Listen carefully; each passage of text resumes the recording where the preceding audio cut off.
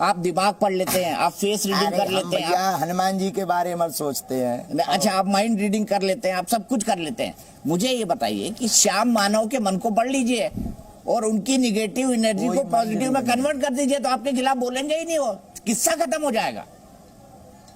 ऐसे लोगों के सामने आप क्या तर्क दोगे? ऐसे लोगों को आप क्या समझाओगे? उनकी क्या नेगेटिव एनर्जी निकालोगे? उनकी नेगेटिव एनर्जी अपने ऊपर और हावी हो जाएगी। इसलिए ऐसे लोगों का तो एक ही है, अपने बुंदेलखंड में एक कहावत है भैया, तुमने सुनी हो नहीं तो अर्थ निकाल रही हो गूगल से।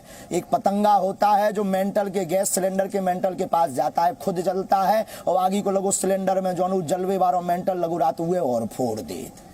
ठीक है, मैं आपको एक स्टेटमेंट आपका सुनाता हूं। आपने अभी राम और रावण की बात की, अब मुझे आप बताइए कि रावण से बात कैसे कर लेते हैं। सुनाता हूं आपका खुद का बयान। सुनाओ। एक बार हमारी रावण से बात फोन कॉल पर। अब ये मत पूछना कि नंबर क्या था, हुई तो हुई।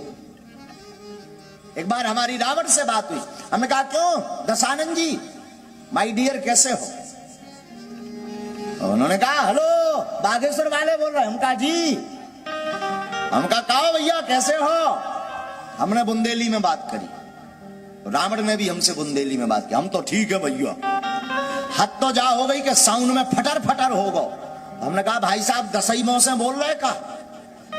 बोला हाँ। हमने कहा 9 लॉक करो, 1 से बोलो। फिर 1 मुंह से बात हुई रावण के। अब रहा होगा कोई 10 में से 1 मुंह, चाहे बीच वाला हो, अगल बगल पूछना नहीं क्योंकि दिख नहीं रहा था।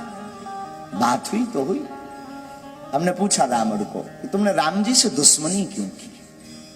सुनना, बड़ी गंभीर बात। हमने पूछा रावण को तुमने राम जी से, भगवान ब्रह्म है, मर्यादा पुरुषोत्तम है, जानकी जी का हरण क्यों किया? तुमने राम जी से दुश्मनी की, तुम्हें शर्म नहीं आती अपने मन से? ब्राह्मण होकर के ब्राह्मणों की नाक कटा रहे हर बार, इसीलिए तो तुम जलते हो, इसीलिए तो तुम्हें जलाया जाता। खाक, अगर तुम राम जी से दुश्मनी ना करते भला क्यों जलाया जाता तुम्हें?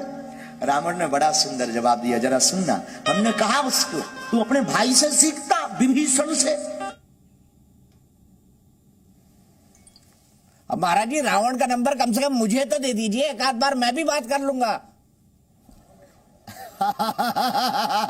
मैं भी उससे पूछूंगा बताओ तुम्हारे मोड़ा कितने हैं? का विषय था। मैं भी रावण से पूछूंगा बुंदेलखंडी में बताओ तुम्हारे मोड़ा कितने हैं? मोड़ा मोड़न कितनी है?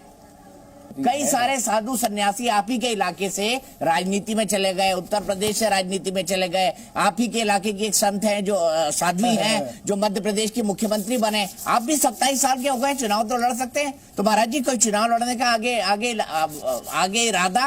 क्योंकि मुझे लग रहा है आपके बयान जो है वो सनातन धर्म से राजनीति चलती है, राजनीति से धर्म नहीं चलता है। हमारी खुद की सरकार है बजरंगबली, हमारी सरकार खुद की है हनुमान जी सरकार, और हमारी खुद की पार्टी है बजरंगबली पार्टी। उसका निशान है मुगदर, उसका नारा है जो राम का नहीं वो किसी काम का नहीं, vote for you my dear everyone. ठीक है, बहुत बहुत शुक्रिया महाराज जी, आपने दिल खोलकर हमसे बात की। लेकिन हम फिर भी यही कहेंगे कि आपके ऊपर अंधविश्वास बहुत जुग जुग जियो, ऐसे ही मुखर होकर के बात करो।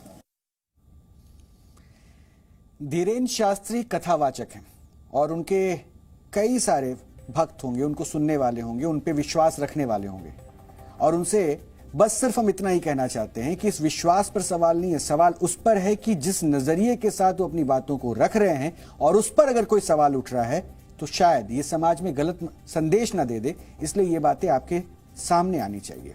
बागेश्वर धाम के महाराज उर्फ धीरेन्द्र शास्त्री ने अपने तर्क दिए जिसके जरिए वो अपने चमत्कारों को सिद्ध कर रहे हैं। लेकिन आज के जमाने में जिस तरह महाराज जी भूत प्रेत भगाने को लेकर और गंभीर बीमारियों को ठीक करने का दावा कर रहे हैं, वो लोगों की भावनाओं से खिलवाड़ की तरह देखा जा रहा है।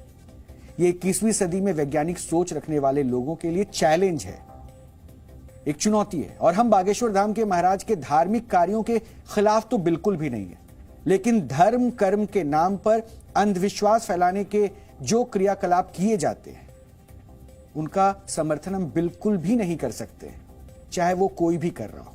और इसलिए जब उनके ऊपर अंधविश्वास फैलाने के आरोप लगे और उनके ऊपर जब मुकदमा करने की बातें हुई तो ये जानकारी आप तक पहुंचना बहुत जरूरी थी।